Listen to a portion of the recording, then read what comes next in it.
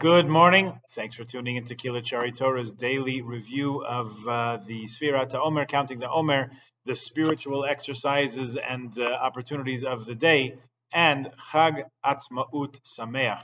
Today's the observance in Israel and abroad worldwide of Yom Ha'atzmaut, Israel's Independence Day, on Hay Iyar, the 5th of Iyar, 1948.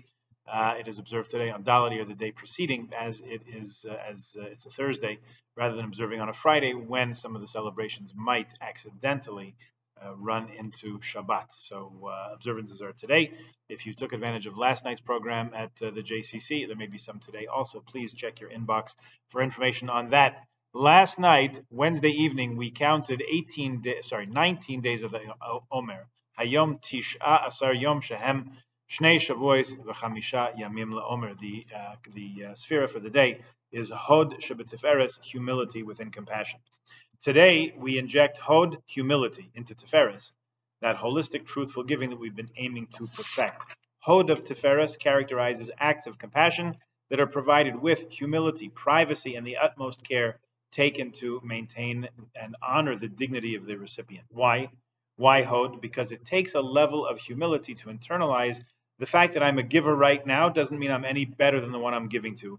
It does not mean that I'm coming from a higher place. The story that she quotes to illustrate this is as follows. There was once a very wealthy man who took it upon himself to help a lot of people who were just starting out in business. He had a very soft spot for entrepreneurs and tried to smooth the way for them. There was one young man who wanted to start a business but had no funds of his own, and this very generous gentleman gave him the funds for his promising startup business. He said, I'll give it to you as a loan. Usually it takes 3 years for a business to take off, so let's put a 3-year mark on it. At that time, we'll assess how to create the repayment plan. A year went by, the young man struggled. A second year went by, a third year. Sure enough, the business was picking up. It was just enough to barely make ends meet, but there was a light at the end of the tunnel. But then the young man heard terrible news that his benefactor had lost all his money in the stock market crash. A week after the crisis came to light, the young man found a letter in his mailbox. It was from the benefactor. He's going to want all his money back. I know it. The guy thought, I'm just starting out. How am I going to do this? He opened the letter with trembling hands. It said, Dear so-and-so, I'm sure by now you're aware that I lost pretty much all my money. And I know that when you heard about it, you were probably nervous that I would call in your loan. But I want you to know I do not want it back ever.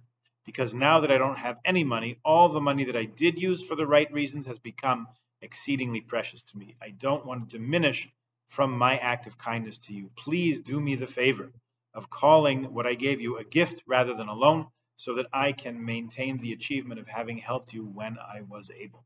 Remarkable. In our own acts of compassion, let's shoot for as much humility as possible.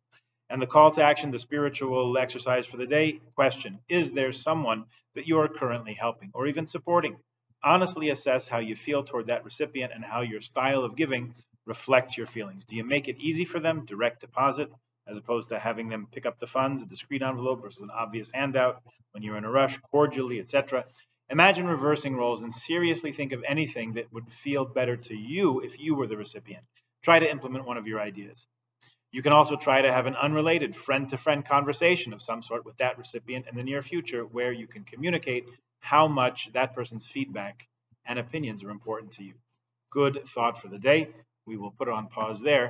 Please join us again tomorrow. In the meantime, make the most of Yom Ha'atzmaut. We should continue to hear good news of good health and peace throughout the land of Israel, and peace in and among all of us. Have a good day.